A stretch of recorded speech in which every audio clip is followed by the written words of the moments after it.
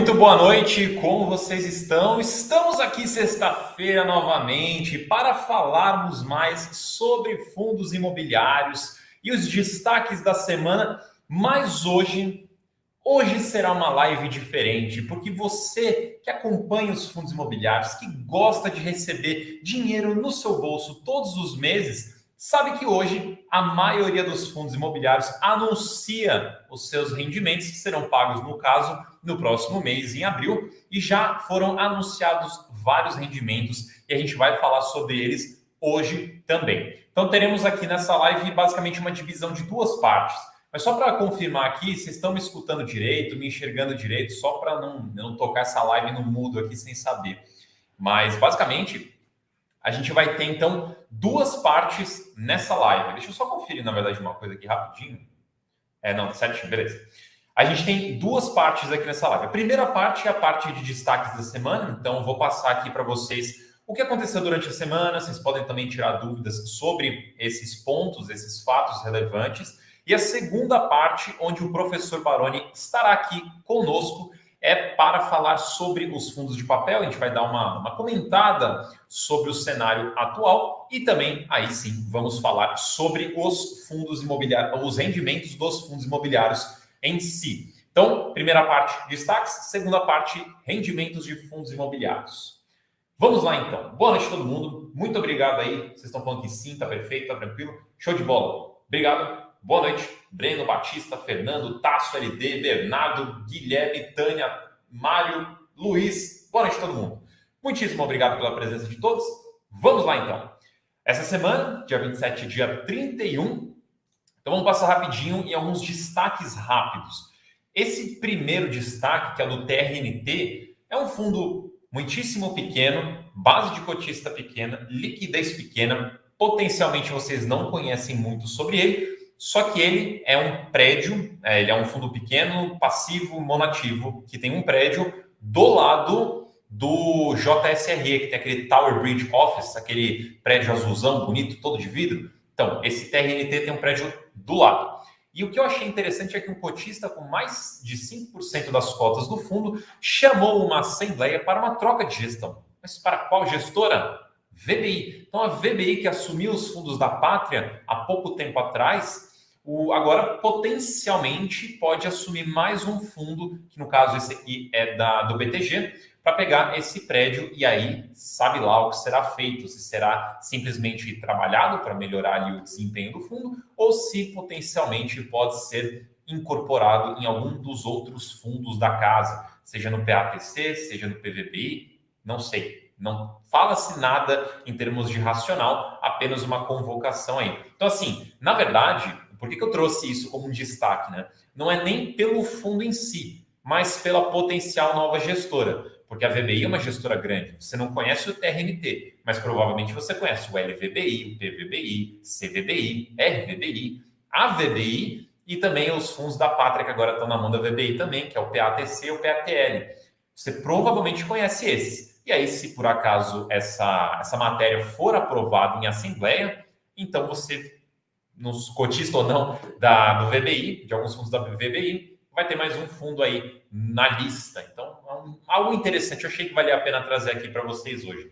Mas o segundo ponto, que eu até queria ter feito um slide dedicado para ele, porque o MXRF é nosso maior fundo da Bolsa em termos de cotistas e base de cotistas, só que era tão pouquinha informação que não tinha como fazer um slide só para ele. Mas, basicamente, o MXRF está querendo fazer a 8ª emissão e ele, então, chamou uma assembleia para aprovar ou não aprovar, dependendo dos votos, a 8ª emissão para captar ali até 500 milhões de reais. Lembrando que o MXRF, se não me falha a memória, tem ali 2.200, alguma coisa assim.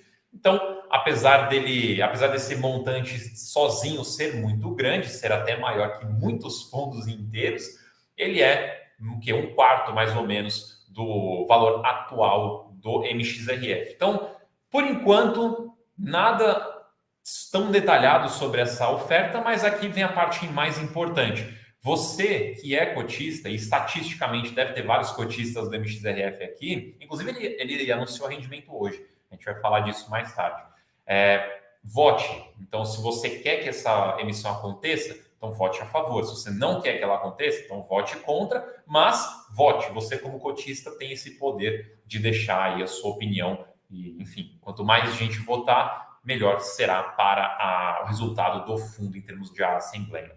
E uma coisa que eu queria mencionar, que eu até esqueci de mencionar, se você ainda não tem o Guia Suno Fundos Imobiliários, que é um livro pago, mas está de graça, clica aqui no link embaixo, na descrição, que a gente está fazendo a distribuição gratuita desse book para vocês, o Guia Suno Fundos Imobiliários, para ajudar vocês a irem do zero até investir sozinho em fundos imobiliários. Então, você que ainda não tem, clica no link aqui embaixo na descrição e pega o seu de graça, porque logo, logo ele deixa de ser de graça. Então, aproveita aqui no link embaixo.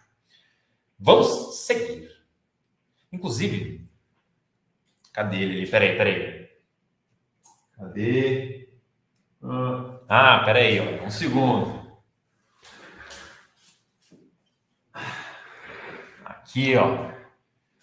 Este livro, Guia Suno Fundos Imobiliários, deve estar invertido para vocês aí. Mas aqui embaixo no link da descrição, deixa até, eu não sei porque eu estou fazendo isso de câmera pequena, aqui, ó, Guia Suno Fundos Imobiliários, não está invertido, está certinho, ótimo. Então, pega o seu versão e-book aqui embaixo no link da descrição, porque este livro é sensacional para você aprender mais sobre fundos imobiliários. Até você que já sabe sobre fundos imobiliários, pode conseguir bastante conhecimento nesse aqui. Tá até com cheirinho de novo. Ó, cheirinho de bom. Aqui o Marcelo até falou, ó, já li, muito bom. Eu acho muito bom esse livro mesmo. Eu confesso que eu li ele também quando eu estava bem no começo, há muitos anos atrás. Muito bom, muito bom. Tá aqui. Isso aí. Então vamos lá. Seguindo aqui para o nosso... Deu uma desviada, mas vamos voltar aqui. Bora. Então aqui, RCRD. Então ele teve uma... Agora a gente vai entrar de fato nos destaques maiores. E o primeiro deles aqui é do RCRD. Ele teve uma locação no 5º andar do edifício Bravo Paulista, que é aquele edifício que foi comprado há um bom tempo atrás, com bastante vacância para reformar ele inteiro e reposicionar esse imóvel. Então, agora que ele está novo, basicamente, tá rolando algumas locações. Essa daqui é pequena, né? 360 metros quadrados praticamente, prazo de contrato 5 anos, a ocupação do imóvel já sobe para mais de 25%. Achei interessante que eles falaram mais de 25%, mas não falaram exatamente a porcentagem. Então, vamos usar aqui 25%. O Edinho falou, como adquirir o livro físico? Tem na Amazon. Se você entrar na Amazon, você consegue comprar o livro físico. E se você participar dos eventos que a gente realiza de vez em quando, às vezes a gente dá um livro físico também. Vamos lá, então. Deixa eu ver aqui. Não, seguindo. Então, a ocupação ali foi para mais de 25%. A vacância do fundo agora, no caso, então, voltando aqui, né? A ocupação do imóvel foi para mais de 25%. E a vacância do fundo é reduzida de 19,5% para 18,7%. Uma mudança pequena, mas quando a gente fala de queda de vacância, todo movimento é positivo quando ela cai.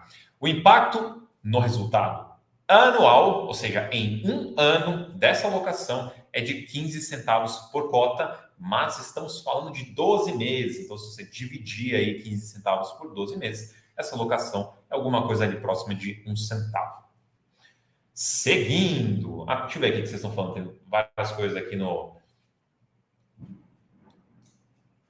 chat aqui. Pô, estourou alguma coisa lá na rua. Desculpa que eu fiquei em silêncio aqui. Fiz mau barulho lá fora.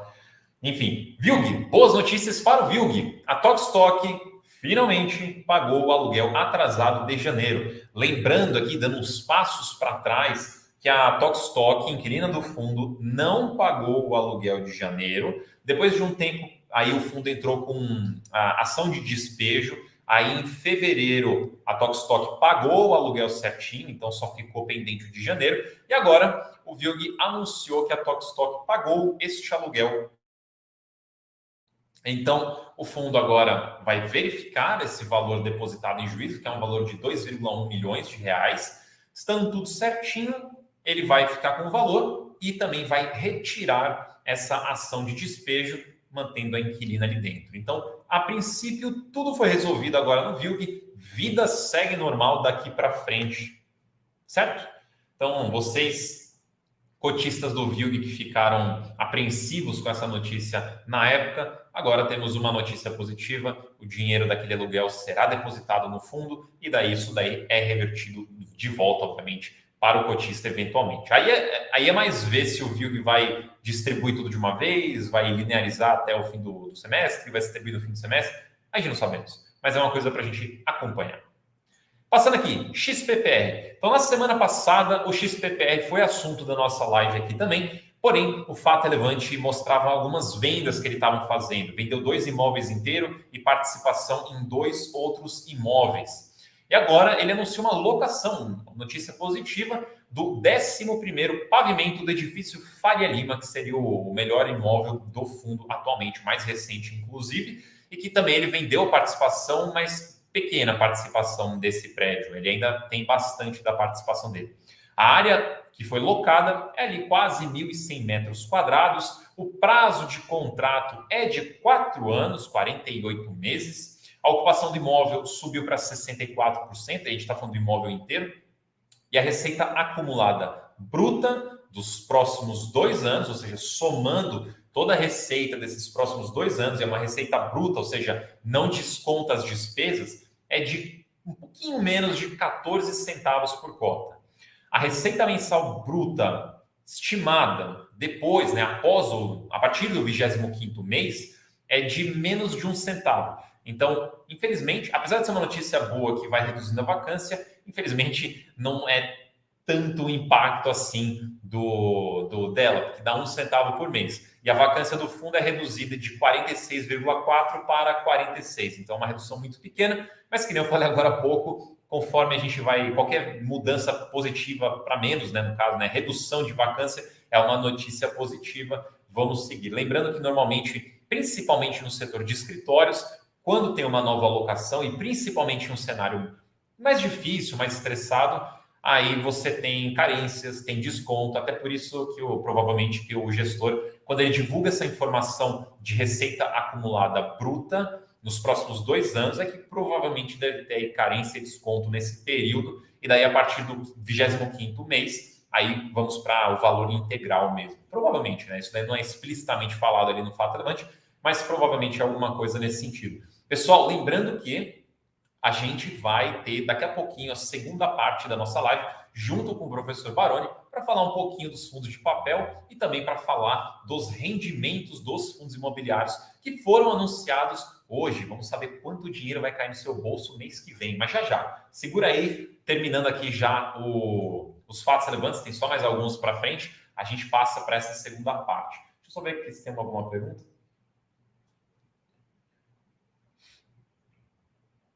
A Samara perguntou, né? Imagino que seja do VILG aqui, né? Voltando para o VILG, por que eles pagaram as parcelas atuais em vez de pagar as atrasadas primeiro? Olha, boa pergunta, né? Mas de qualquer forma ia ficar atrasado de qualquer jeito, né? Então, se eu decidir pagar a anterior, aí a próxima fica vencida, né? Então, do mesmo jeito vai ficar atrasado. Então, talvez eles vão mantendo certinho as próximas e depois volta para ajeitar aquela que ficou para trás. Lembrando que, eu até esqueci de mencionar, que esse valor que foi pago, ele não é só o valor do aluguel, ele inclui também os encargos e também inclui os custos judiciais do fundo, quando, enfim, em relação a essa história. Então, é um valor um pouquinho maior que o aluguel por conta desses custos extras. Agora sim, voltando aqui.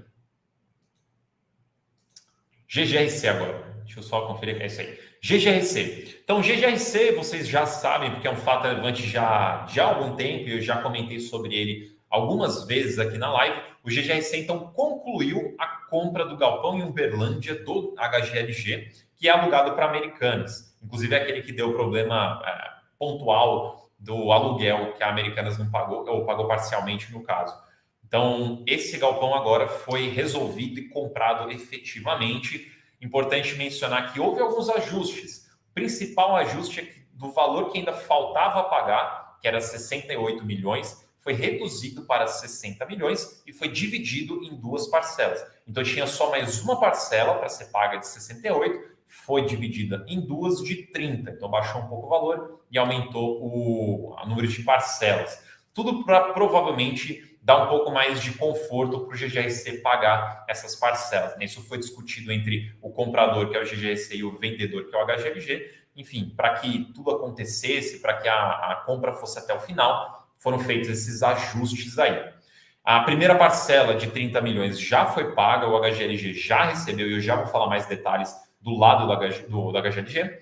E a segunda parcela será paga no finzinho do ano, dia 15 de dezembro, para quase o último dia do ano. A gente vai ter essa última parcela sendo paga do GGRC para o HGLG. Então, a partir de agora, o imóvel é 100% do GGRC e ele recebe 100% do aluguel do imóvel, que representa um aumento, agora com esse extra, 5 centavos por cota. Lembrando que é um aumento na receita, vai ter uma redução de dinheiro, porque ele está pagando, ele está comprando o imóvel, em compensação aumenta ali um pouco o seu... E não tem mais o rendimento daquele dinheiro, né? Já que não tem dinheiro, não tem mais o rendimento dele, e daí vai ter esse aumento na receita. Então vamos acompanhar. Aí do lado do HGLG, a gente teve a conclusão, obviamente, da venda. Então essa venda no total, e quando eu falo no total, eu estou falando desde o começo, desde o primeiro fato relevante, desde a primeira parcela, gerou um ganho de capital de R$ 4,32, que é praticamente 4 vezes o que ele paga por mês hoje em dia. Então veja que é um ganho de capital expressivo. Esse valor que ele recebeu hoje é de 37 centavos, então aqueles 30 milhões que ele recebeu, 37 centavos, ele vai ter que distribuir isso nesse semestre, e no final do ano ele recebe mais 37 e distribui também no próprio dezembro, né, que é o último mês. E o preço final, só para a gente ter uma ordem de grandeza aqui, o preço final foi 54% acima do valor investido, e a TIR, que é a taxa interna de retorno, foi de 17,2% e faltou só ao ano ali no final, que eu esqueci. Essa TIR é ao ano. Então, durante esse período, que acho que agora talvez me falhe a memória, mas acho que é 2018 que ele vendeu esse... Não, 2018 que ele comprou esse imóvel. Então, 2018 para cá, são 5 anos praticamente, ele teve um retorno, então, de um pouco mais de 17% ao ano. E foi vendido ali por 54% acima do que ele desembolsou. Por isso que ele tem um ganho ali expressivo de capital. Aí o pessoal elogiando aqui o HGLG no chat. O Ezequiel aqui ele questionou, né? Ele falou que o HGLG abriu a mão de 8 milhões de reais. O que deu a entender no fato relevante, e deixa aqui bem explícito que eu não conversei com o gestor para ter exatamente o porquê, mas o que está escrito no fato relevante é que foi negociado entre as duas partes, e daí tem uma linha ali no final, até recomendo que vocês deem uma lida depois, foi escrito lá falando para que alguma coisa no sentido, vou parafrasear, né, em vez de tentar lembrar palavra por palavra, mas basicamente estava lá, para que a operação conseguisse ser concluída, fosse até o final, foram feitos esses ajustes aí. O que dá a entender que talvez, se não fossem feitos esses ajustes, talvez houvesse problemas no pagamento na conclusão dessa venda. Então, não sei. Potencialmente, a gente pode pegar mais informações sobre isso ou numa live que a gente fizer com o gestor, ou depois que a gente entrar em contato com o gestor, ou talvez, ou muito provavelmente no próximo relatório gerencial. Então, inclusive, acho que eles publicam, não é hoje não que eles publicam, mas enfim, no próximo relatório gerencial, provavelmente vai ter mais o racional dessa transação.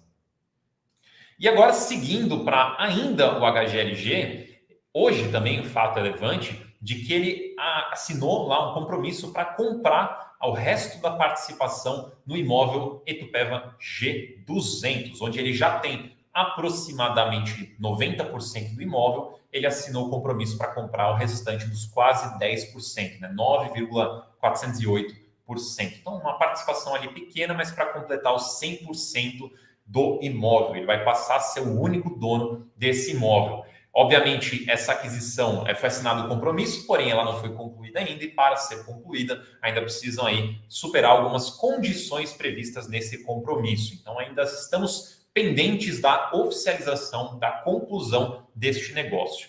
E o valor dessa compra, dessa fatia remanescente de 9 e pouquinhos por cento, é de 18,1 milhões, que serão pagos em 4 parcelas. A primeira já foi paga, nessa data, né, hoje. A segunda será quando outorgarem a escritura, e depois 5 milhões em 60 dias depois da outorga da escritura, e depois mais 5,1 milhões lá no finzinho do ano, dia 5 de dezembro. Então, estão bem espaçadas aí essas parcelas, e também junto com os 30 milhões que ele recebeu do GGSC, ele está extremamente confortável para fazer o pagamento dessa parcela. Eu vou até trocar aqui o tamanho, para lembrar vocês que na semana passada eu falei de um fato relevante do HGLG também, onde ele se propôs, ele fez uma proposta para comprar todos os imóveis do GTLG, que é um fundo ilíquido, um fundo basicamente de investidores profissionais, e ele tem 4 imóveis. Quem não viu isso, depois eu recomendo que vocês dêem uma olhada na live da semana passada, mas basicamente ele fez uma proposta para comprar esse portfólio deste fundo. E hoje eu não trouxe aqui esse destaque, que eu já falei na semana passada, mas hoje saiu um outro comunicado com mais informações sobre o processo do lado do GTLG. Então o GTLG vai colocar isso em assembleia, então precisa ser aprovada a venda, e daí tem vários detalhezinhos para que aconteça essa venda, algumas fatias do portfólio, porque o fundo vai adquirir os imóveis, não tudo assim dos ativos ali, dinheiro, caixa. Então, ele vai adquirir os imóveis. Então, a gente precisa esperar essa aprovação. E aqui o ponto importante é que na semana que vem, provavelmente, a gente vai trazer mais detalhes para vocês em um relatório para assinantes, com todas as informações necessárias para você entender essa possível transação aí entre o HGLG e o GTLG. Lembrando, daqui a pouquinho, a gente tem o professor Baroni aqui na nossa segunda parte da live para falar dos rendimentos dos fundos imobiliários que foram anunciados hoje. Mas antes, vamos só terminar aqui, que tem mais... esse aqui, é o último, inclusive. Timing perfeito aqui. Então, aqui tivemos um fato relevante do HGRU nesta semana, anunciando, sem novidades nenhuma aqui, mais uma venda de um imóvel da Pernambucanas, como ele já vem fazendo há um bom tempo. Essa aqui, acho que é a loja de número 19 que foi vendida. Foram quase 20 lojas vendidas, se não me engano. Foram compradas 66 e agora quase 20 vendidas. No caso dessa aqui, foi vendida por quase 5 milhões, 4,6. O ganho de capital será 5 centavos por cota. A taxa interna de retorno, a TIR, foi de 17,7% ao ano. Lembrando que isso daqui foi adquirido no 2020, final de 2020, 2021. Daqui a pouco o professor Baroni me corrige aqui. Mas foi, se não me engano, foi em 2021 ali que foi adquirido. O valor de venda foi 27% acima do valor investido, 6% acima do laudo de 2022 e 18% acima do laudo de 21. Então foi acima de tudo ali, todas as métricas que a gente tinha, acima dos laudos e acima do valor investido, gerando aí, portanto, 5 centavos por cota. Vamos lá aqui então. Deixa eu só olhar aqui no chat rapidinho, se vocês têm alguma dúvida em si. Se foi vendido, não. O Vinícius perguntou se foi vendido de volta para lojas pernambucanas. Não, foi vendido para outro vendedor. Desculpa, outro comprador. O vendedor é o próprio HGRU. Pessoal, lembrando vocês que se vocês quiserem ter acesso ao livro Guia Suno Fundos Imobiliários, a versão digital, obviamente, vocês conseguem de forma gratuita hoje aqui no link da descrição aqui embaixo, porque este livro aqui, ele é pago. Mas hoje a gente está dando ele de graça para você, desde que você clique aqui embaixo no link da descrição. E, aproveitando este comentário, o autor deste livro aqui não é ninguém mais, ninguém menos do que professor Baroni. E ele, para homenagear aqui, para prestigiar a live, que é dele tecnicamente, está no canal dele, ele está aqui para falar com a gente, para falar um pouco sobre fundos de papel, para falar um pouquinho dos rendimentos que foram anunciados hoje. Já coloquei meu fone aqui. A hora que ele estiver pronto, não sei se ele está pronto já, podemos começar aqui então a segunda etapa. Aê, boa noite, professor Baroni, tudo bem? Tudo bom, Marcão? O canal é nosso, Marcão, não é meu não. Tá o nome professor Baroni aí, mas é nosso. Você tá em casa, tudo bom, né? É isso aí. Não, tudo tranquilo. Que bom ter você aqui, porque quando você está aqui, a gente sabe que a live ela explode, né? Ela acaba travando aqui de tanto acesso. A gente está com quase 900 pessoas ao vivo aqui hoje, que é um número acima da média da live. e com certeza não só tem influência dos rendimentos, mas com certeza tem influência da sua presença aqui. Exato. E, ó, pô, o livro aí bem legal, lembrando que esse livro aí foi o primeiro dessa série aí de fundos imobiliários que eu escrevi junto com o Danilo Bastos, editado pelo Jean Tozeto, e é um livro que, para quem está começando aí a investir em fundos imobiliários, é essencial. E para quem tem uma experiência, é importante também para você, talvez, tirar algumas dúvidas ali, alguns conceitos. Então, tá aí, tá na mão. Hoje, é o último dia hoje, não é, Marcos? Último dia hoje, pelo que eu fiquei sabendo, último dia. Mas É vamos isso aí, lá. a gente está encerrando a distribuição, mas quem está aqui na live, quem usar o link aqui da descrição ainda consegue pegar. Aí, o Muito Edu bem. acabou de falar aqui que acabou de baixar o livro, é muito bom. Muito Isso bem. aí. Ô, Marcos, hoje eu estou aqui porque eu quero dar uma visão geral aí para o pessoal, né? Muita gente perguntando sobre fundos de papéis, e eu queria dar uma visão geral aqui da minha leitura, de como é que eu estou enxergando tudo isso. Depois a gente vai passar um pouquinho sobre os rendimentos aqui, algumas novidades, mas nada muito fora da curva. Então, vamos bater um papo aqui. Bom, para a gente falar de fundo de papel, a gente tem que dar alguns passos para trás. Então, vamos lá. Primeira coisa é que lá atrás, lá no início da indústria de fundos imobiliários, a representatividade dos fundos de papéis era muito baixa. Então, por vários e vários anos e várias pessoas que a gente conhecia na época, basicamente só investiam em fundos de tijolos, justamente porque os fundos de papéis as opcionalidades eram poucas, você não tinha muita relevância no mercado, né? Praticamente aí 3, 4% do mercado de fundos imobiliários eram de fundos de recebíveis, né? Os fundos muito pequenos, mais líquidos, tal. O tempo foi passando e hoje nós temos 40%, 42% de fundos de recebíveis dentro do mercado. O que isso quer dizer na prática? Que é muito pouco provável que você vai encontrar um desses 2 milhões de investidores que não tenha fundo de papel. É muito provável que se tenha fundos de papel na carteira. Então, o que isso quer dizer? Que hoje, né, é um tema mais debatido, é um assunto mais procurado, é um assunto mais demandado pelos investidores. Então, esse é o primeiro ponto que eu queria registrar. Segundo ponto que eu queria registrar, nós estamos num momento em que o dinheiro está caro, né? O custo de capital está elevado, com taxas de juros muito elevadas, não só no Brasil como no mundo, então o dinheiro está mais caro, isso é um ponto. Segundo ponto, a margem das empresas como um todo fica menor. Então, começou-se a se falar mais sobre o risco de crédito, né? Não só em fundos imobiliários, estou falando no geral, começou a se falar mais o risco de crédito do mercado de crédito em geral e do mercado, né, de várias naturezas. Porém, a inflação negativa, a deflação no ano passado, segurou um pouco essa pauta, né?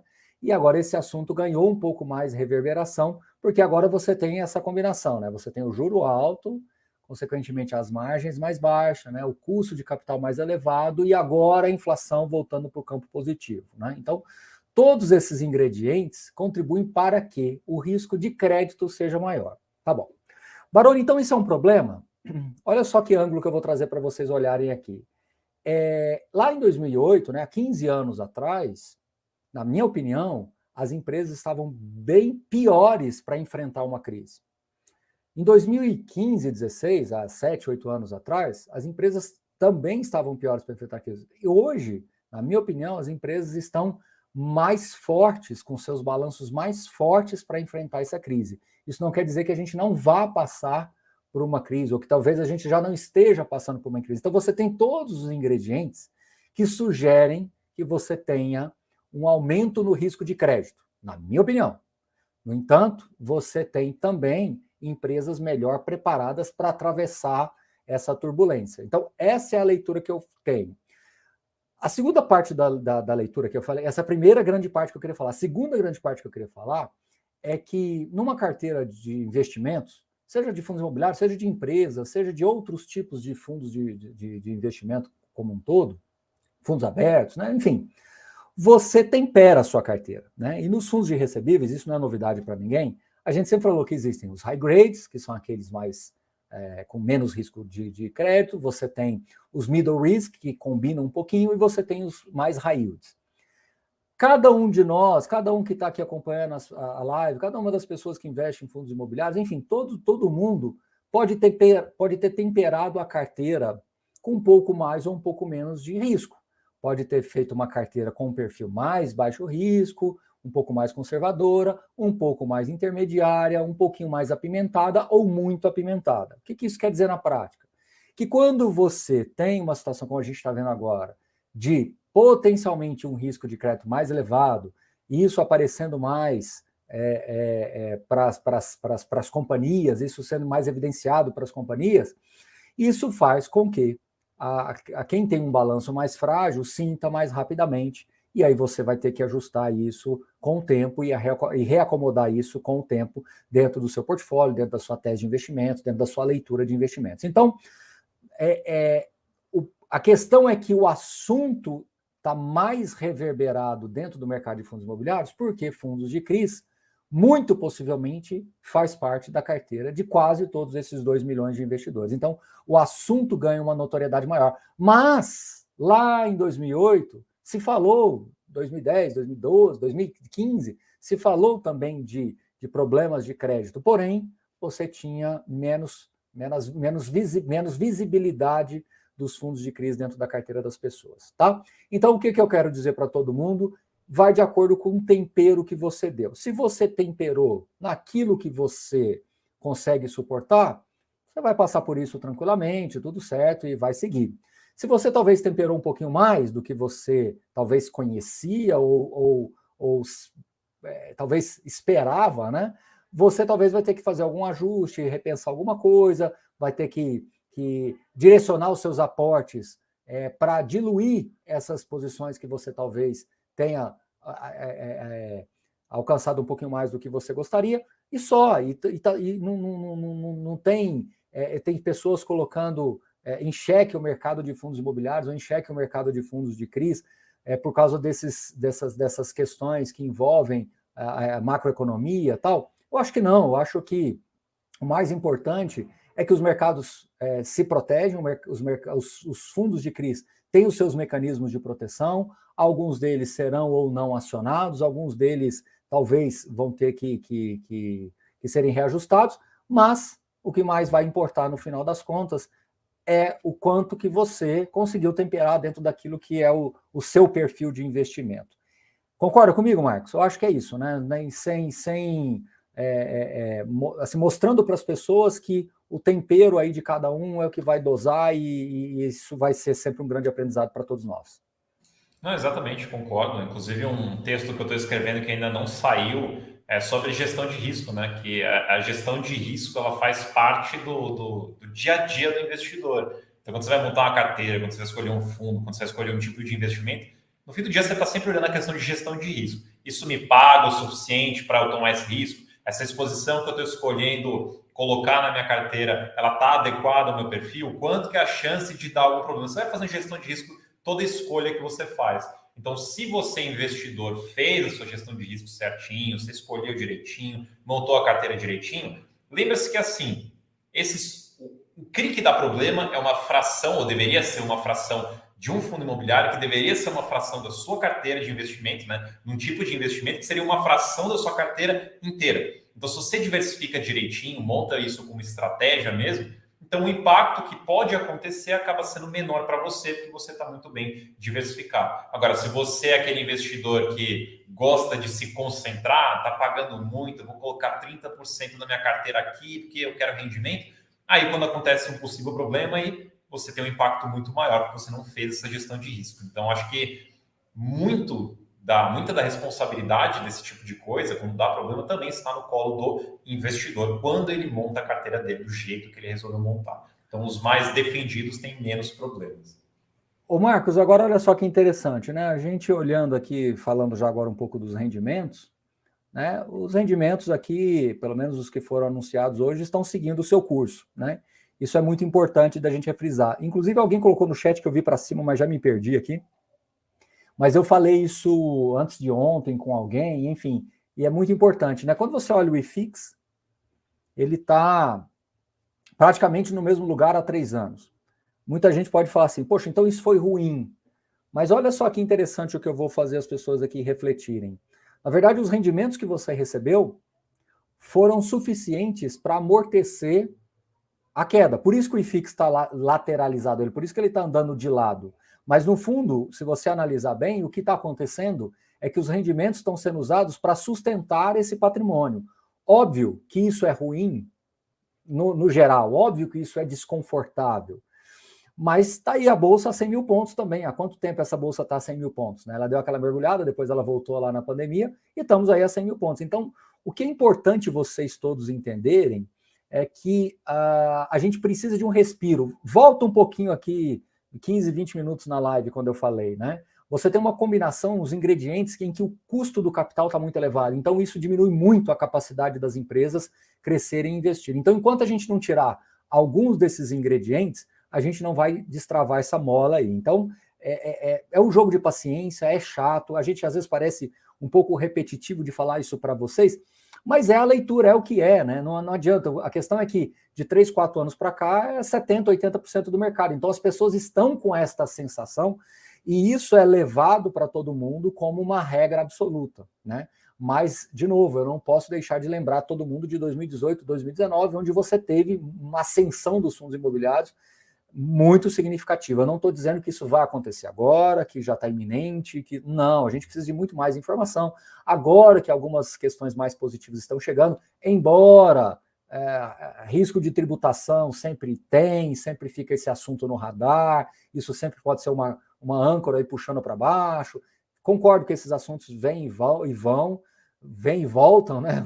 Voltam e vêm, mas enfim, quando você tira esse assunto de tributação, que eu acho que é um assunto mais complexo e tem outras questões que devem ser debatidas, que você traz do ponto de vista macro não só Brasil, mas mundo, o dinheiro está muito caro. E o dinheiro está muito caro faz com que as empresas tenham mais dificuldade de crescer. Mas quando vamos falar o que é o tema da live mesmo, Marcão, mas quando a gente olha para os rendimentos, se quiser até compartilhar o Status Invest aí para a gente poder ir acompanhando, mas quando a gente olha para os rendimentos, eles estão se mantendo. Você pega fundos de tijolos, até com perfis mais desafiadores, você pega aí um BBPO que teve que se reinventar aí, reinventar não, né? Se reestruturar. Quem está se reinventando é o RBVA. Você pega um BBPO aí pagando 0,90, com yield de 1,06, né? Você pega um RBVA pagando 0,95 também.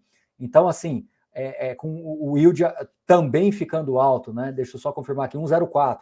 Então, assim, mesmo você pegando fundos como esses, eles têm conseguido entregar o seu resultado, né? E quando você olha fundos aqui, alguns fundos de papéis, vamos começar aqui, Marcos. Vamos lá, Bari 0,90, né? Tá aí, Bari 0,90, conseguindo manter. Becia, que é um fundo de fundo, 0,78, até subiu um pouquinho, né? Que ele estava na base 0,76. Becri 0,86, ele tinha subido, caiu um pouquinho 0,80, agora retomou 0,86. Tem algumas questões ali internas que também eles vão superando e você vê, está preservando um yield de 1,11, né? Tá certo que a cota cai e o yield às vezes pode ficar um pouco desajustado, eu gosto de olhar mais o rendimento por cota. Então, 0,86 ainda é um rendimento que está se sustentando aí, né? Bresco, 0,62, com todos os problemas de vacância que teve lá no ativo em São Paulo, que tem também que superar, se segurando em 0,62. CAC-R, que é um high yield aí também, 1,44. Vamos lá, Marcos, o que mais aqui? Olha só. Galg, né, um fundo de tijolo, tem alavancagem 0,08.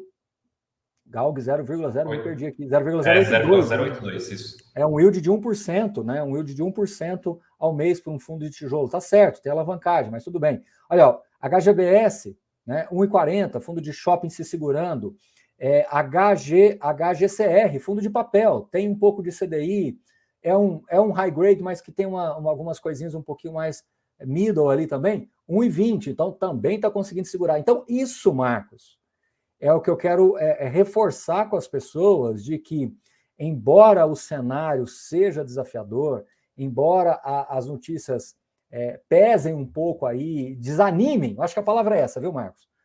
Desanima a pessoa.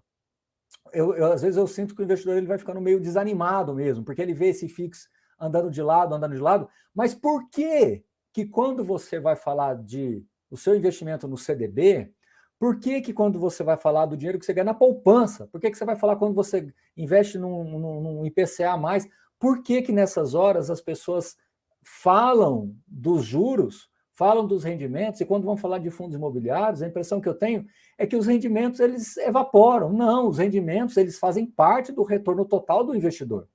Então, a palavra que eu sempre trouxe para vocês de fundo imobiliário é resiliência. E nesse momento tão desafiador que a gente tem da pandemia para cá, de 3 anos para cá, né, agora em março, completando 3 anos exatos, é um baita de um desafio, e o fundo imobiliário se segurou, e passando por vários desafios, vários, desde uma discussão da tributação, tudo, já umas 2 vezes, mas discussão do modelo de distribuição do fundo imobiliário, até nisso nós falamos, né? E crises isoladas, crises mais sistêmicas um pouco, e a gente conseguindo entregar isso daí. Então, a cota baixa, incomoda, você vai lá ver seu patrimônio para baixo, mas por que as pessoas desconsideram os rendimentos? Então, eu estou lendo aqui para vocês, né, mostrando os rendimentos mais elevados aí, FIGS 0,39, FIIB, que é um fundo mais antigo, 3,25, né? Habitat, né, ABT11, 1,25, que também tem um perfil mais high yield.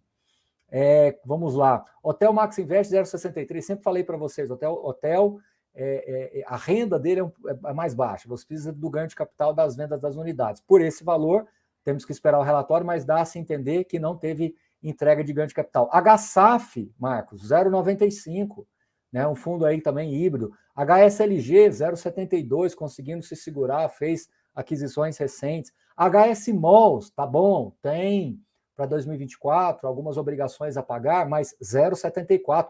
Isso dá um yield de quase 0,93 para um fundo de tijolo. Então, assim, acredito eu que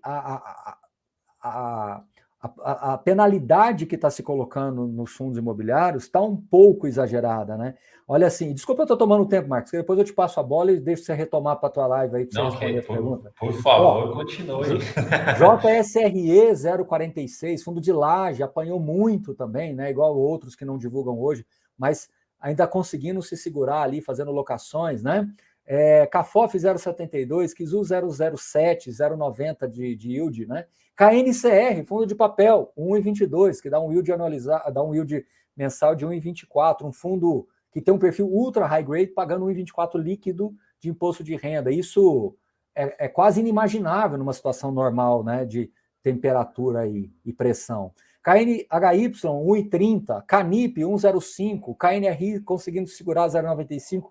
Inclusive, a gente fez uma live com a gestão essa semana. KNSC também 1,05, igual o patamar de KNP. Né? O KNSC, que diria é o mais popular de todos eles, aí, com yield mensal de 1,22. Né? Então, veja, Marcos, quando você... Eu falo, Marcos, que no final das contas, o que interessa? Rendimento por cota. Não interessa o que o Baroni fala, não interessa muito o que o Marcos fala, não interessa o que está no chat. O que interessa é o rendimento por cota. O rendimento por cota é a sua baliza. E eu vou bater nessa tecla insistentemente. A gente critica, a gente bate, mas de 5 anos para cá, os fundos imobiliários se prepararam muito melhor. E essa crise que a gente está, que ela se desenhou desde lá do ano passado, né? Quando a gente começou a ver já um desarranjo ali grande da economia, já no último trimestre, os fundos imobiliários estão conseguindo se superar. Claro, aí como você falou, Marcos, tem que ter a diversificação para... Machucou um pouquinho esse daqui, mas o outro compensa. Mas no final das contas, você vê a LVBI, 0,75. Tomou uma pancada da Americanas lá, foi gerenciando aquela coisa 0,75. No final caiu quanto? 1 centavo. Né? MOL 11 se segurando no 0,78, MFI 1,11, MXRF, um fundo que teve todos os desafios aí do ano retrasado, né? 2021, 0,12, tá certo, deve fazer uma emissão, então é natural que o rendimento fique mais gordinho aí, mas é um yield de 1,15 aí para o fundo, né? Ou o JP, fundo de papel, 1,25, yield de 1,34.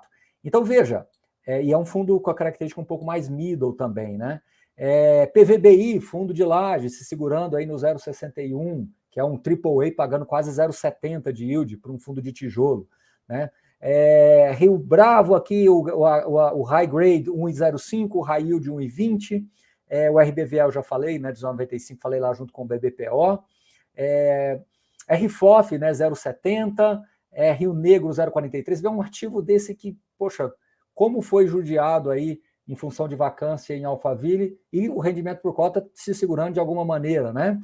Risa Terrax 0,85, Sadio, um fundo bem simples aí de CDI, 1,03, Sari se segurando 0,62, que mais?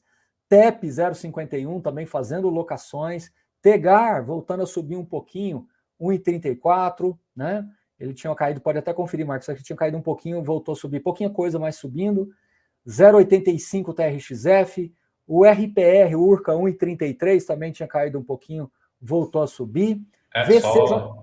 Pode falar. Só confirmar, aqui ó, o Tegar, ele manteve 1,34 no mês passado. Tá, eu acho que é o anterior que era 1,31. Ele foi... isso aí. É isso, pronto. VCJR, né, que é da Vex, um fundo também com perfil estilo Kinea, perfil mais high grade, 1,20, um yield mensal de 1,37. Então, veja, um yield mensal de 1,37, eu vou fazer uma conta super de padeiro aqui, né? Bem de padeiro mesmo. Rapidinho aqui. Isso em termos brutos, seria um equivalente a 1,50 e alguma coisa, perto de 1,60 para você ter um líquido de 1,35, se você comparar com um ativo normal, tradicional de renda fixa, né? TRXF se segurando no 0,85, a gente precisa ainda esperar. Eles estão usando um pouco das reservas, porque ainda tem um rendimento para entrar da venda do ativo em Ribeirão Preto, né? Que deve fechar o semestre aí ou no 0 a 0 ou com um pouquinho de ganho de capital ainda para distribuir. Vamos aguardar. VCRI 0,11 se segurando também. VGHF, Marcos, olha aí, ó, Hedge Fund 0,10. Pode abrir aí VGHF, Marcos. Se eu não estiver enganado, aquilo que a gente vem falando para vocês vem se confirmando, ou seja, os hedge funds estão conseguindo passar pelas crises segurando o rendimento. Manteve. Não é? Ele está já há 3 meses no 0,10. Exatamente. Deu uma caidinha 0,9, mas se segurando no 0,10. Olha, VILG 0,65. Aqui a gente vai ter que esperar, porque teve aquele evento da Tokstok, aquele vai, não vai, pagou, não pagou, recuperou, pagou atrasado. Vamos ver o que efetivamente é recorrente, mas eu acredito que é o 0,65. O Vino já está dado, a gente até fez live, caiu um pouquinho o rendimento em função de motivos que a gente até falou na live 0,31. VISC, olha aí, ó, subiu. Quantas críticas a gente teve no negócio de shopping? Tá aí, 0,82 subindo o rendimento. Viur 0,72, não mudou muita coisa. Veritá 0,95, eu não sei se subiu uma coisinha de nada, né, Marcos? Mas se segurando aí, né? Se segurando também. Manteve. XPCI, olha aí, ó, um fundo também com perfil high grade 0,95, que dá um yield de 1,15. XPLG, com todo o problema de Americana, 0,74. XPPR, a gente até falou dele nessa semana no relatório, é o guidance de 0,10, esse daí realmente apanhou por vários motivos de alavancagem, a gente falou bastante com vocês sobre isso. E o XPSF, que é o FOF aí, da XP, 0,076, que dá um yield de quase 1,08 no mês. Marcos, eu fui passando aqui também, fui olhando o seu, acho que eu passei pelos principais, né? Mas veja, Marcos, onde eu quero chegar? Eu quero chegar e daqui a pouco eu te passo a palavra para você responder as perguntas, Marcos, só vim aqui te atrapalhar um pouquinho, mas a leitura que eu faço é que o que vale é o rendimento por cota. É nisso que você deve se ancorar. E se você conseguir fazer um exercício de supor que você tem uma cota por fundo, você pode ter 500 cotas, 1.000, 100, 50, 30, não importa. Mas aí você pega um rendimento por cota e coloca uma colunazinha lá e soma essa colunazinha. E guarda esse número com você. Veja como é que ele foi no mês passado, veja como é que foi no mês anterior, veja como é que ele vai ser no mês seguinte. É isso que vai pagar a sua conta, é isso que é o seu reinvestimento, é esse que é o seu aporte. E a leitura que eu tenho é que o rendimento por cota, apesar dos pesares, está se segurando na média de uma carteira bem dividida entre papéis mais e menos arriscados, com fundos de crise, fundos de tijolos, com hedge funds, com desenvolvimento, seja lá o que você quiser. Como eu disse, tempero, cada um tem o seu. Você pode gostar de uma comida um pouco mais salgada, você pode gostar de uma comida um pouco mais apimentada. Então, cada um vai dando o tempero que você quiser ali, né? Tem gente que quer adoçar a comida, cada um dá o tempero do jeito que quiser, e não tem muito certo e errado aí. O mais importante é que você entenda o que o tempero quer dizer ali no final das contas para você, tá? Então, assim, Marcos, eu acho que eu cumpri minha missão aqui. As pessoas estavam me pedindo para dar uma opinião sobre fundo de CRI.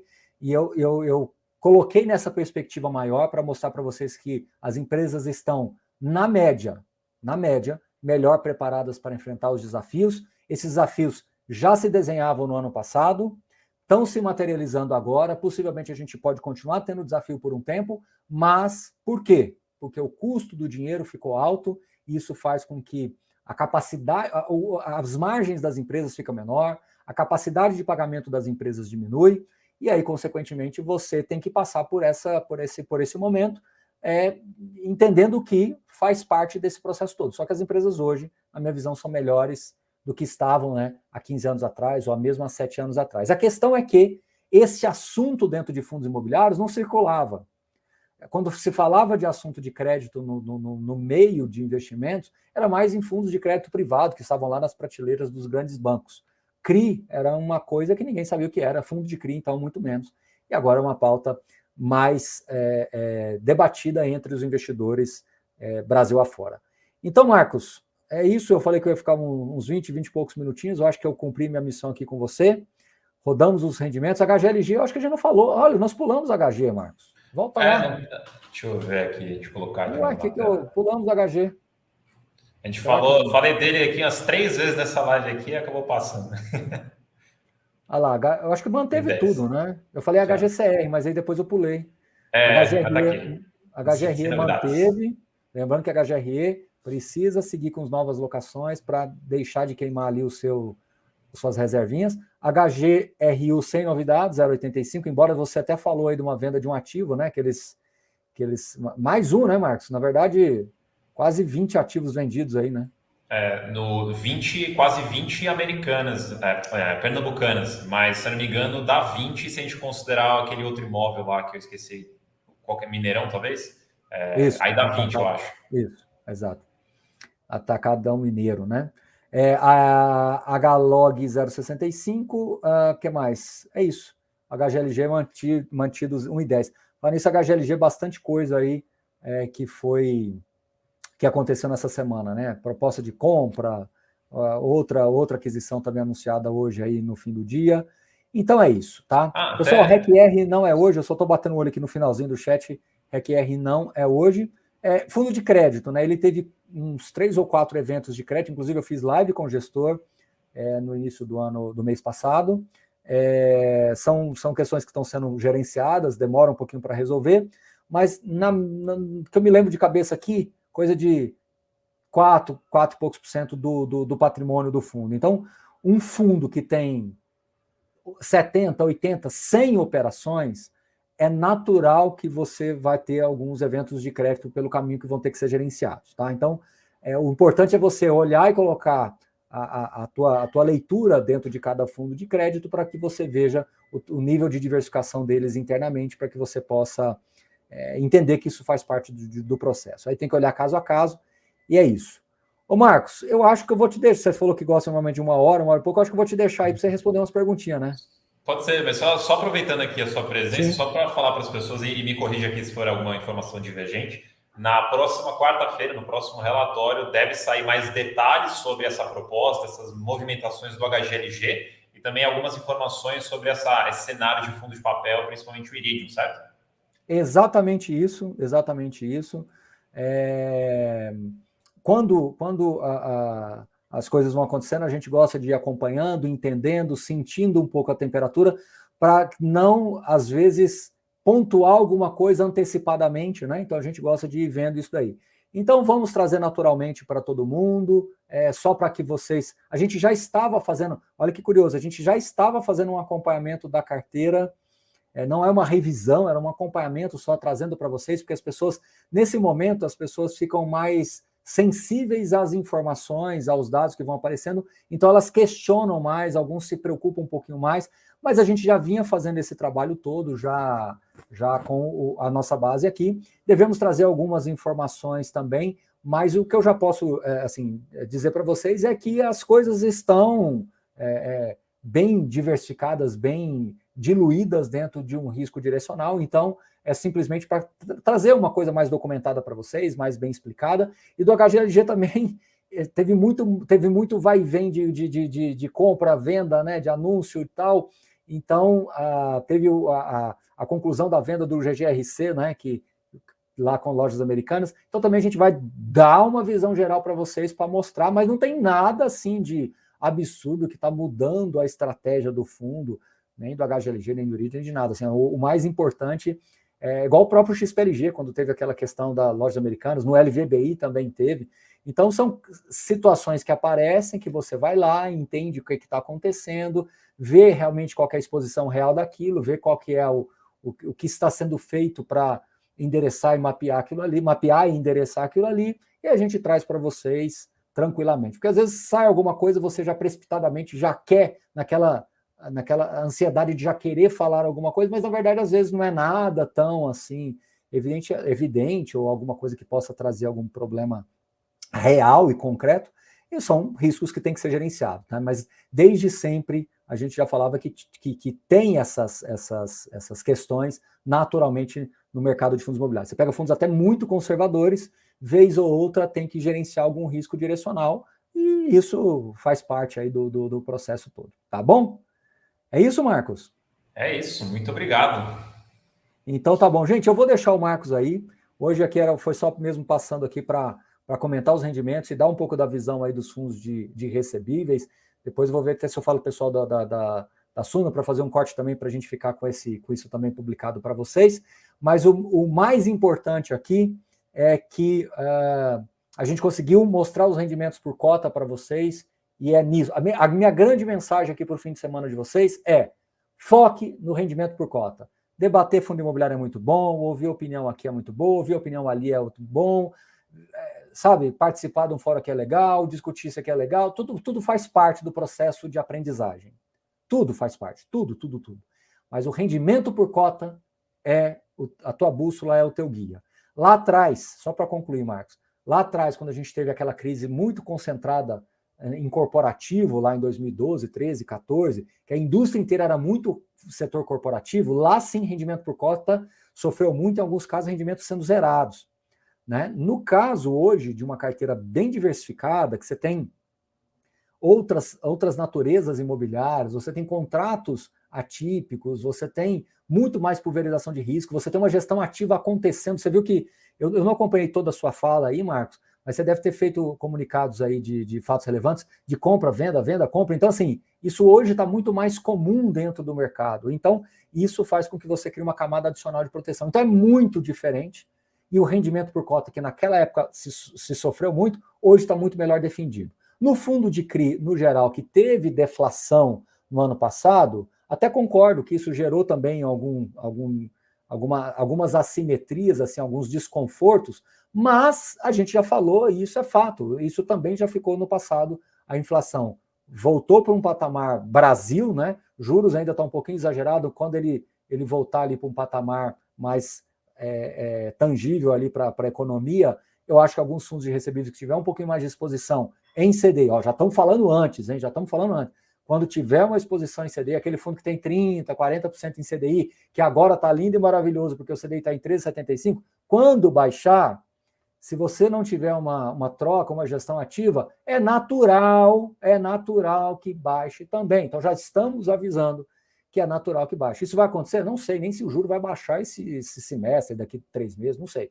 Mas é importante que você entenda que isso pode acontecer, e se isso acontecer num fundo, não vai ser problema. Né? Você pega o HGCR, que ele tem uma exposição lá em CDI, ele está conseguindo se segurar no 1,20. Se baixar um CDI, de repente ele pode ir para um 1,10, 1,05, e está tudo certo. É o fundo, ele é o que é.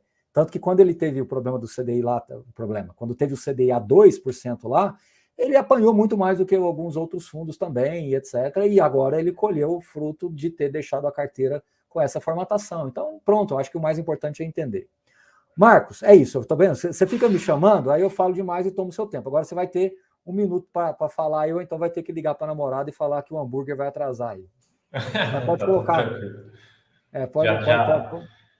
Pode falar. Não, assim, pode falar para ela que hoje é dia de rendimentos, então o hambúrguer você vai subir o nível do hambúrguer porque hoje é dia de rendimentos. Eu já tinha deixado aviso prévio, eu falei, possivelmente pode dar uma atrasada extra, que o assunto hoje é bom. Ela tá sabendo já. Marcão, continua aí, toca aí. Eu vim só para fazer dar esses pitacos aí, comentar um pouquinho dos rendimentos, mas eu sei que você gosta de passar pelas perguntas, você acompanha bem aqui. Vai lá, bom fim de semana, um grande abraço para você, um grande abraço para todo mundo que nos acompanhou. Segue aí. Olha, lembra de baixar o livro, hein? Último dia. Isso aí, ó. Guia Cadê o Sul livro? do Cadê Fundos o livro? Imobiliários. Aí, ó. Aí Isso sim. aí. Aqui embaixo na descrição. Obrigado. Aí. E bom, excelente fim de semana para você. Um abraço, gente. Tchau, tchau. Valeu. Até mais. Bom, pessoal, estou de volta aqui e eu vi, enquanto o Baroni estava falando bastante aqui, eu vi que muitas pessoas escreveram aqui no chat que estavam com dificuldade de poder baixar o livro.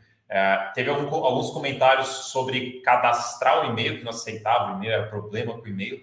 Eu não sei se esse é o seu caso, mas eu sei que já ouvi relatos no passado que pode ser o caso de você estar usando o e-mail que é o e-mail ou um e-mail corporativo ou que seja algum provedor diferente, ou seja, não são os mais populares como Gmail, Hotmail, enfim. Então, se você está tendo algum tipo de tenta usar um Gmail que normalmente dá certo. Aí eu vi que teve gente falando também que não estava recebendo o e-mail com o livro. Vê se não caiu na caixa de spam, vê se você está recebendo direitinho os e-mails, mas, de novo, tenta outro e-mail também que você consegue, a princípio, você deveria conseguir acessar o livro, conseguir baixar ele gratuitamente. Link na descrição, tá? Só para lembrar todos vocês. Bom, vou até pegar uma frase que o Baroni falou agora no final de olhar os rendimentos e repetir uma coisa que eu estou repetindo, inclusive, várias vezes nas últimas semanas, que é engraçado como as pessoas, elas, quando vão comprar um fundo imobiliário, ela avalia apenas, quase que exclusivamente, o rendimento. Então, se o fundo paga 10% ao ano, é isso que ele me rende, né? Total, me dá de retorno total no ano. E quando vão olhar para vender ou quando vão olhar para a posição de prejuízo, olha exclusivamente para a cotação e esquece que existe rendimento. Então, se minha posição está 15% negativa, eu perdi 15% do meu patrimônio. Só que as pessoas, tanto na compra quanto na venda, esquecem que existem essas duas coisas, que é rendimento e cotação. Você ganha ou perde dos dois lados. Quer dizer, rendimento você não perde, né? O máximo que pode acontecer é diminuir, mas ir para o negativo não vai. Então, você tem essas duas coisas para olhar. Então, veja os rendimentos como um medidor de performance mesmo. Se o fundo está melhorando, está pagando mais, está elevando os rendimentos, ou até, quando está em um cenário mais difícil, o rendimento não cai, então você tem aí um medidor de como é que as coisas estão indo. Eu estou vendo aqui que muita gente está falando aqui do livro, né? Você não precisa ter o Kindle para baixar, tá? Quando você entra na Amazon, por exemplo, tem 2 botões. Um botão é do Kindle Unlimited, um negócio assim, que inclusive tem que pagar. Isso daí não é isso. Tem um outro botão para você comprar o livro, só que vai estar comprar por R$0, e daí você consegue pegar o livro de graça, tá? Então, dá uma olhada, talvez você esteja confundindo os 2 botões, porque realmente tem um botão ali embaixo de você assinar ou comprar o Kindle Unlimited, mas não é isso aqui, hein? Vai pelo botão do R$0. Ó, a Mari Nilson falou aqui, não estou conseguindo baixar o livro, tá? Direcionando para compra. Verifica se não é essa questão do botão, tá? Tem 2 botões, vá no botão de R$0. O Luciano também. Então, de novo, pessoal, confiram os botões aí. Bom, já deu aqui mais de 1 hora, já falamos tudo que tínhamos para falar, já falei dos destaques, tirei algumas dúvidas ali no meio do caminho, falamos de fundo de papel, falamos de rendimentos. Depois, que nem o Baroni falou, a gente vai ver se a gente faz uns cortes dessa live para vocês poderem revisitar de uma forma mais fácil. Mas, de qualquer forma, aqui eu queria agradecer a participação de todos vocês. Obrigado pelas perguntas, pelos comentários, por todos que assistiram a live inteira. Mais de 1.200 pessoas estavam aqui assistindo com a gente. Então, muitíssimo obrigado pela participação, pelo engajamento. E eu gostaria de desejar para vocês um excelente final de semana, um excelente hambúrguer, um excelente churrasco. Inclusive, amanhã tem churrasco, vou comer churrasco. E excelente pizza também. Enfim, o que vocês forem fazer no fim de semana é excelente para você. E se você quiser melhorar aí seu fim de semana, não esquece de baixar gratuitamente aqui o Guia Suno Fundos Imobiliários. Link na descrição. Não esquece de você olhar o botão de comprar por R$0. Confira o botão certinho e também confira, teste e-mails diferentes caso você esteja com algum problema para receber os e-mails. Novamente, muito obrigado pela participação de todos. Muito obrigado, eu agradeço ter você aqui participando da live. Eu fico por aqui, bom fim de semana e até a próxima live.